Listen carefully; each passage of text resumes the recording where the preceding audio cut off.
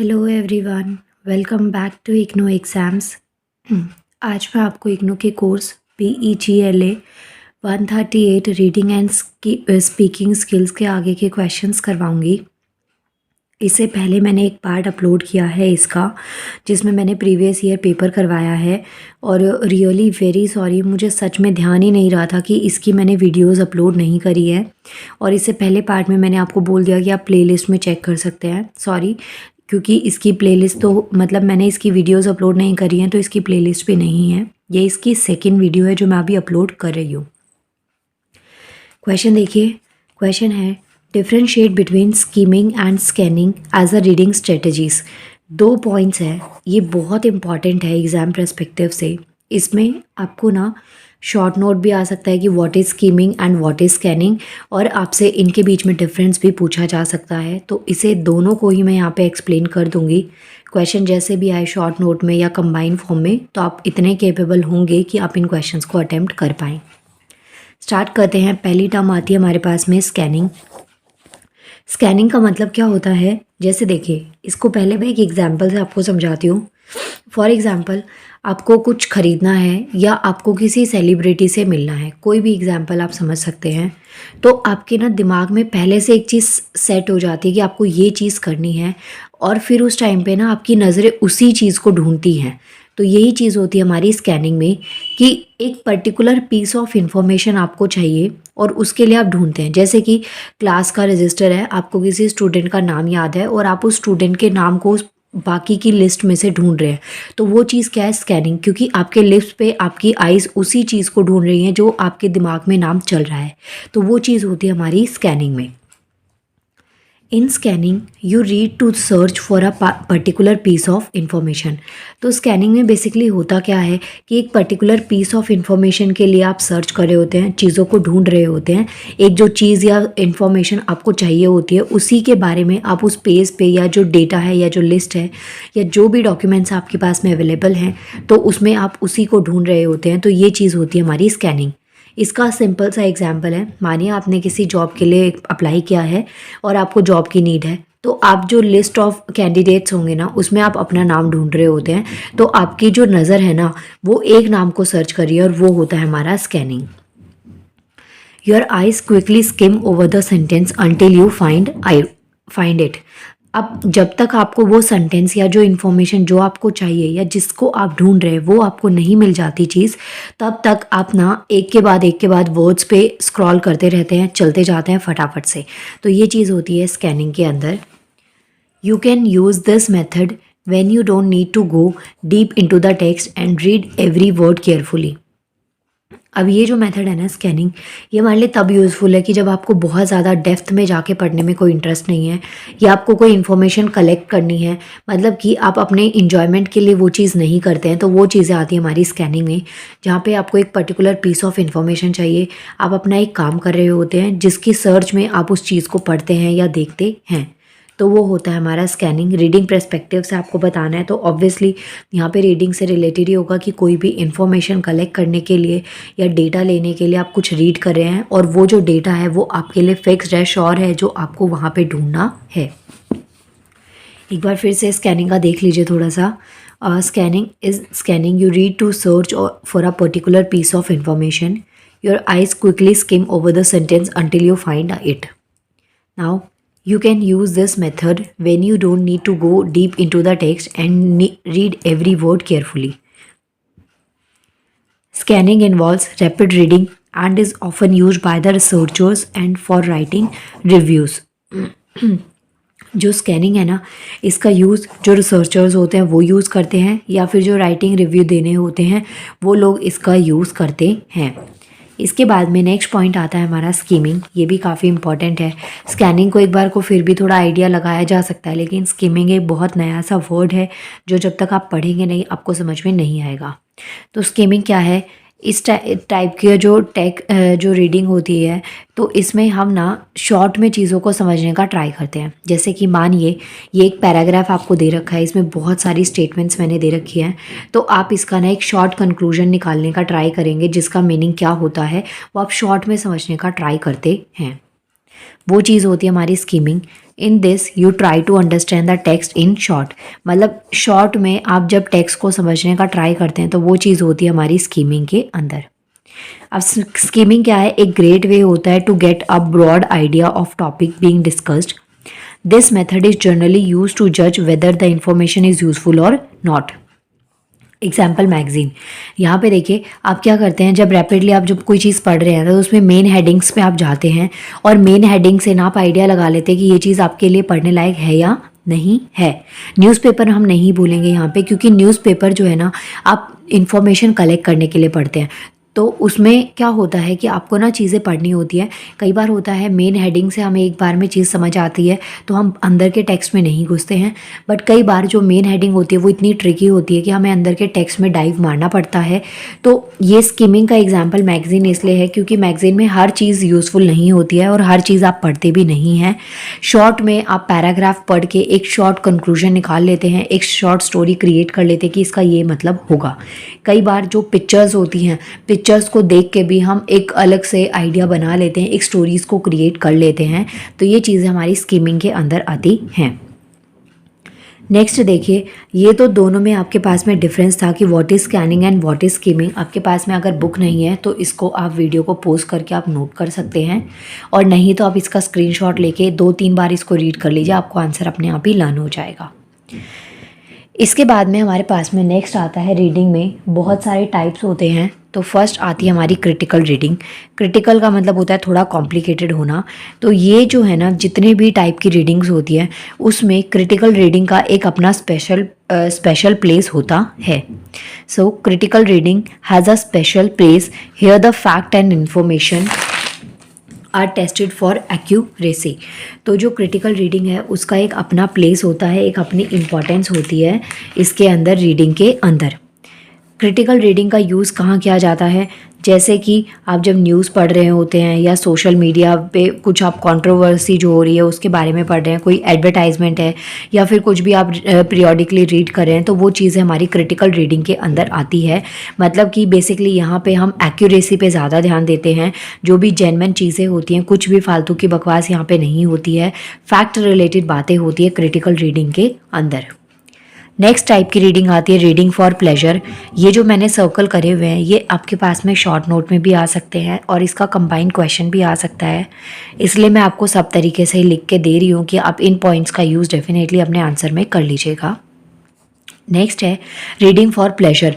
Pleasure का मतलब क्या हो गया? खुशी। खुशी के लिए आप कोई चीज़ रीड करें अपने मन के लिए, आपको अच्छा लग रहा है, आप अपने इंजॉयमेंट के लिए, आपको रीडिंग की हैबिट है, आपको रीडिंग करना बहुत पसंद है, तो आप ऐसे ही जब भी खाली बैठे तो उस टाइम पे आप रीडिंग कर रहे हैं, जिससे रीडिंग से आपको क्या मिल रही है? खुशी मिल रही है, आपका एक टाइम अच्छे तरीके से यूटिलाइज हो रहा है, तो उसे हम रीडिंग फॉर प्लेजर कहते हैं, जब आप अपनी खुशी के लिए रीडिंग करते हैं।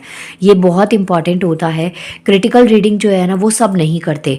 क्रिटिकल रीडिंग जो है ना वो सब करते हैं, जैसे आप कोई सोशल मीडिया है उस पर कर रहे हैं, कोई न्यूज़ आप पढ़ रहे हैं, लेकिन रीडिंग फॉर प्लेजर जो है ना वो बहुत कम लोग करते हैं। ये वही लोग करते हैं जिनको रीडिंग बहुत ज़्यादा पसंद है, या आप कॉन्टिन्यूशन में कोई ना कोई आपको आर्टिकल्स वगैरह पब्लिश करना पसंद है, अपने आर्टिकल्स लिखना पसंद है, तो आप ना रीडिंग करते रहते हैं। रीडिंग कॉन्टिन्यूशन में करने से हमें बहुत सारे बेनिफिट्स होते हैं। पहले तो मैं कुछ इसके बेनिफिट्स दिखाती हूँ कि अगर आप रेगुलर बेसिस पे रीडिंग करते हैं तो उसके क्या क्या बेनिफिट्स आपको देखने को मिलते हैं। फर्स्ट बेनिफिट है कि जो आपकी वोकैबुलरी है, नए नए वर्ड्स आपको देखने को मिलेंगे, नए नए वर्ड्स आपको जानने को मिलेंगे। तो रीडिंग करने से जो हमारी वोकैबुलरी है वो इम्प्रूव हो जाती है। स्पेलिंग है, ग्रामर है, स्पेलिंग एरर आपके ख़त्म हो जाते हैं। ग्रामेटिकल एरर जो आपके आने लगते हैं ना वो काफ़ी हद तक हेल्प करते हैं जब आप कॉन्टिन्यूशन में रीडिंग करते हैं। तो मतलब कि ये जो मिस्टेक्स हैं इनको आप खुद से ही समझने लग जाते हैं। इसके अलावा बेटर लैंग्वेज कॉम्पिटेंस हो जाता है, मतलब कि वर्ड्स को कैसे प्रोनाउंस करना है, क्या वर्ड का पर्टिकुलर मीनिंग है, सेंटेंस के अकॉर्डिंग कई बार वर्ड का मीनिंग चेंज हो जाता है। तो रेगुलर रीडिंग से आपको ये जो डिफरेंस है ना ये ऑटोमेटिकली समझ आने लग जाता है। इसके अलावा नेक्स्ट फोर्थ बेनिफिट है इसका कि जो प्रॉब्लम सॉल्विंग कैपेसिटी होती है वो काफ़ी ज़्यादा इम्प्रूव हो जाती है रेगुलर रीडिंग से। जनरल नॉलेज बढ़ती है, क्योंकि आप चीज़ों को पढ़ते रहते हैं तो आप अपडेट रहते हैं कि सोसाइटी में ये चीज़ चल रही है या इसका ये मीनिंग है, कौन से ऑथर की बातें आपको ज़्यादा अच्छी लगी तो उसको आप अपनी सेल्फ लाइफ में भी, जो आपकी डे टू डे लाइफ है, अगर आप डीमोटिवेट होते हैं तो भी आप उन चीज़ों को फॉलो कर सकते हैं। इसके अलावा जो कम्युनिकेशन है ना वो बहुत बेटर हो जाता है। कम्युनिकेशन जब अच्छा होता है जब आपके पास में अच्छे तरीके से बात करने के लिए कंसेप्ट्स हो। सामने वाला आपको तभी सुनता है जब आपकी बात प्रोडक्टिव होती है। तो बातों की जो वर्थ है या जो बातों की प्रोडक्टिविटी है वो कैसे बढ़ती है, जब आप रेगुलर रीडिंग करते हैं। क्यों? क्योंकि उससे आपकी वोकैबुलरी एनहेंस होती है। वोकैबुलरी एनहेंस होने से आप पढ़े लिखे लगने लग जाते हैं। तो ये देखिए, जो रीडिंग फॉर प्लेजर है इसका क्या मतलब हो गया कि जब आप इंटेलेक्चुअल सेटिस्फेक्शन चाहते हो या जॉय, अपनी खुशी के लिए, जॉयमेंट के लिए अगर आप कुछ करते हैं तो वो रीडिंग आती है हमारी प्लेजर के अंदर।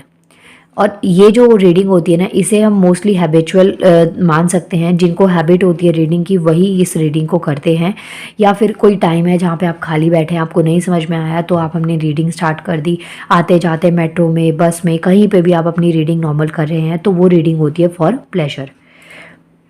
इसके अलावा there have been number of research studies to validate the benefits of reading for pleasure. इसके अलावा ना देखिए, जो रीडिंग फॉर प्लेजर करते हैं, मतलब खुशी के लिए, अपने मन के लिए जो लोग रीडिंग करते हैं ना, उसके बहुत सारे बेनिफिट हैं। इसके लिए बहुत सारी रिसर्च जो है ना वो भी पब्लिश करी हुई है। इनमें से कुछ बेनिफिट्स तो मैंने यहाँ पे आपको लिख दिए हैं, तो आप इसे अपने आंसर में यूज़ कर सकते हैं। नेक्स्ट आता है, वेरी इंपॉर्टेंट टॉपिक है रीडिंग कॉम्प्रीहेंशन। देखिए, जो भी आपका इंग्लिश का पेपर होता है ना लैंग्वेज बेस्ड होता है, या फिर अगर आज की डेट में आप कॉम्पिटिटिव एग्जाम की प्रिपरेशन करते हैं ना तो वहाँ पे भी आपने एक चीज़ कॉमन देखी होगी कि जो कॉम्प्रीहेंशन है ना वो डेफिनेटली आता है। एक स्टैंजा पैराग्राफ टाइप में आपको दे दिया जाता है, उससे बेस्ड नीचे क्वेश्चंस दिए जाते हैं और उसको आपको सॉल्व करना होता है। तो जब आप रीडिंग करते हैं ना तभी आपको पता चलता है कि पैराग्राफ में कहाँ से आपको आंसर मिलेगा, क्योंकि वो पैराग्राफ आपको वन गो में समझ आना ज़रूरी होता है। क्योंकि एग्ज़ाम में इतना ज़्यादा टाइम नहीं होता कि आप बार बार उन वर्ड्स को पढ़े जा रहे हैं, बार बार पैराग्राफ रीड करे जा रहे हैं और आप करेंगे। इससे तो आपका बाकी पेपर आराम से रह जाएगा। तो देखिए, रीडिंग कॉम्प्रीहेंशन एक बहुत इंपॉर्टेंट एबिलिटी होती है और ये एक लास्ट एबिलिटी होती है। लास्ट मतलब कि एक लास्ट स्टेप होता है रीडिंग प्रोसेस में। जब भी आप रीडिंग स्टार्ट करते हैं ना तो सबसे लास्ट में आपको कॉम्प्रीहेंशन दिया जाता है। पैराग्राफ जो रीड किया करना दिया जाता है वो बहुत लास्ट का स्टेज होता है। उससे पहले आपको बेसिक नॉलेज दी जाती है, बेसिक चीज़ें आपको रीडिंग में सिखाई जाती हैं। देखिए, reading comprehension is the ability to easily and efficiently read text for meaning. ये जो है ना रीडिंग कॉम्प्रीहेंशन, ये एक ऐसी एबिलिटी होती है जिसमें आप जो टेक्स्ट है, पैराग्राफ है या जो सेंटेंसेस हैं उनको ईजिली पढ़ पाते हैं और उसका जो मीनिंग है, वो जो पैराग्राफ है उसका क्या मीनिंग है उसको आप एफिशिएंटली बता पाते हैं और वन गो में उसका मीनिंग आप आइडेंटिफाई कर पाते हैं। तो ये चीज़ें आती हैं हमारी रीडिंग टेक्स्ट के अंदर। अभी मैंने आपको ये चीज़ बताई कि जो रीडिंग कॉम्प्रीहेंशन होता है ये एक लास्ट स्टेप होता है रीडिंग प्रोसेस का, जो बच्चे को सिखाया जाता है और इसके अंदर बहुत सारी चीज़ों की ज़रूरत होती है। इसमें बच्चा जो होता है, जो फोनोलॉजिकल प्रोसेसिंग होती है, मतलब वर्ड्स को कैसे प्रोनाउंस करना है, हर एक वर्ड का अपना एक साउंड होता है। जैसे अगर हम सी की भी बात करें तो CH होता है, कई बार इसका अलग साउंड होता है CA। तो ये क्या है, C जो है ना कॉन्सोनेंट, इसके साथ में लेटर लगा है, मतलब नॉर्मल कॉन्सोनेंट लगा है या वोवल लगा है, तो इससे इसके साउंड में काफ़ी हद तक वेरिएशंस आ जाती हैं। तो ये चीज़ें कॉम्प्रीहेंशन में आपको ज़्यादा अच्छे से क्लैरिफाई होती हैं। प्लस वोकैबुलरी एनहेंस होती है, क्योंकि रीडिंग करेंगे, नए नए वर्ड्स देखेंगे नए, तो वहाँ पे आपको वर्ड समझ में नहीं आएगा, उसको आप सर्च करते हैं। जब नए वर्ड का मीनिंग आपको पता चलेगा तो धीरे धीरे ऐसे रेगुलर बेसिस पे रीडिंग करने से आपकी जो वोकैबुलरी है ना वो काफ़ी हद तक बढ़ जाती है। अब जो रीडिंग कॉम्प्रीहेंशन है, मतलब कि जो कॉम्प्रीहेंशन है उसको रीड करने की 5 कैटेगरीज हैं, मतलब इसको 5 पार्ट्स में डिवाइड किया गया है। फर्स्ट आता है लेक्सिकल कॉम्प्रीहेंशन। लेक्सिकल कॉम्प्रीहेंशन का मतलब क्या होता है कि आप नए वर्ड्स को समझ पा रहे हैं। जो आपने टेक्स्ट को रीड करा उसमें से आपने नए वर्ड्स को पिक किया और आप उसका मीनिंग निकाल रहे हैं, तो इससे आपकी वोकैबुलरी बढ़ती है। तो ये चीज़ें आती हैं हमारी लेक्सिकल कॉम्प्रीहेंशन के अंदर। सेकेंड आता है लिटरल कॉम्प्रीहेंशन। लिटरल कॉम्प्रीहेंशन जो होता है वो लर्नर को हेल्प करता है जो टेक्स्ट होता है उसको समझने में, और वो जो पैराग्राफ है उससे क्या मोरल निकला या ओवरऑल उस पैराग्राफ का क्या मीनिंग था, उस टेक्स्ट को बेटर वे में अंडरस्टैंड करने में, समझने में लिटरल कॉम्प्रीहेंशन काफ़ी ज़्यादा हेल्पफुल होता है। इसके अलावा जो पैराग्राफ या टेक्स्ट आपको दे रखा है उसका मेन कंसेप्ट क्या है, किस वजह से उस पैराग्राफ को राइट किया गया है, तो आप उसके मेन पीछे का मीनिंग अच्छे से समझ पाते हैं। ये चीज़ें आती है हमारी लिटरल कॉम्प्रीहेंशन के अंदर। नेक्स्ट आता है हमारा इंटरप्रेटिव कॉम्प्रीहेंशन। अब जो इंटरप्रेटिव कॉम्प्रीहेंशन है ना, इसका मतलब क्या होता है कि आप ना इसके बाद में क्वेश्चंस पूछने लग जाते हैं। क्वेश्चंस पूछने का मतलब है, मानिए आपको कोई पैराग्राफ दे रखा है, जब आपको वो पैराग्राफ का मीनिंग क्लियर होगा तभी आप उसमें से क्वेश्चंस पुट कर पाएंगे, क्योंकि जब तक आपको पैराग्राफ क्लियर नहीं होगा ना, आप क्वेश्चंस पुट नहीं कर पाते हैं। तो इंटरप्रेटिव जो कॉम्प्रीहेंशन है, इसमें क्या चीज़ होती है, it means asking question such as what if, why and how. कोई चीज़ कैसे हुई, क्यों हुई, कहाँ हुई, ऐसे जब टाइप के क्वेश्चंस पैराग्राफ पढ़ के जब आपको समझ में आने लगते हैं तो वो चीज़ होती है हमारी इंटरप्रेटिव कॉम्प्रीहेंशन के अंदर। कई बार क्लासरूम में क्या होता है कि टीचर आपको कोई बात या कंसेप्ट टीचर ने समझा दिया, उसमें से फिर टीचर्स आपसे ना क्रॉस क्वेश्चंस करते हैं, तो वो चीज़ें भी हमारी इंटरप्रेटिव कॉम्प्रीहेंशन का ही एक बेसिक पार्ट होती है। The reader must be able to read between the lines of the text. जो भी लाइन्स आपको दे रखी हैं, इस BW का मतलब बिटवीन है, मैंने इसको शॉर्ट में लिखा है, आप इसको फुल फॉर्म में लिख लेना। तो जो लाइन आपको दे रखी है टेक्स्ट की, उसके बीच का मीनिंग क्या है, और जो टेक्स्ट में आपको डायरेक्ट मीनिंग नहीं लिखा उसको भी आप जब समझ पाते हैं तो वो चीज़ हमारी इंटरप्रेटिव कॉम्प्रीहेंशन के अंदर आती है। They understand the passage to arrive at a deeper understanding of the entire content. Next आता है अप्लाइड कॉम्प्रीहेंशन। अप्लाइड कॉम्प्रीहेंशन का मतलब it means that one can apply the text to a real life experience, example school environment. देखिए, बहुत सी ऐसी moral stories होती हैं जहाँ पे आपको क्या चीज़ दी जाती है कि आपको एक पैराग्राफ दे दिया जाता है, उसके एक मोरल होता है जिसको आप अपनी डे टू लाइफ में इम्प्लीमेंट करें। तो ऐसे जो टेक्स्ट होते हैं, उन टेक्स्ट को हम अप्लाइड कॉम्प्रीहेंशन कहते हैं, जहाँ पे आप अपनी डे टू डे लाइफ में उन चीज़ों को अप्लाई करते हैं अपनी लाइफ को और बेटर बनाने के लिए। लास्ट टाइप का कॉम्प्रीहेंशन आता है हमारा effective comprehension. It means that learner understand how a plot in the story works, how the character fit into the story and also can include emotions. तो जहाँ पे आप पूरे पैराग्राफ को, टेक्स्ट को, हर एक कैरेक्टर को, प्लॉट को, थीम को, सबको बहुत अच्छे से समझने लग जाते हैं, उसका एक पर्टिकुलर मीनिंग निकालने लग जाते हैं, तो वो चीज़ें आती है हमारी इफेक्टिव कॉम्प्रीहेंशन के अंदर। ये हो गया आपका कंप्लीट। देखिए, रीडिंग कॉम्प्रीहेंशन में मैंने आपको 5 कैटेगरीज बताई हैं। फर्स्ट आता है lexical comprehension, second one is literal comprehension, third one is interpretive, fourth one is applied comprehension, उसके बाद में लास्ट आता है इफेक्टिव कॉम्प्रीहेंशन। अब देखिए, जो कॉम्प्रीहेंशन है, ये टॉपिक आपका ख़त्म हो गया है। ये सब्जेक्ट कोड था BEGLA 138, English reading and speaking skills. I hope आपका एग्ज़ाम थोड़ा मैं आपकी हेल्प कर पाई हूँ इन वीडियोस की हेल्प से। नाउ मिलते हैं नेक्स्ट वीडियो में, और प्लीज़ वीडियो को लाइक कर देना अगर आपको वीडियो अच्छी लगे तो। Thank you so much.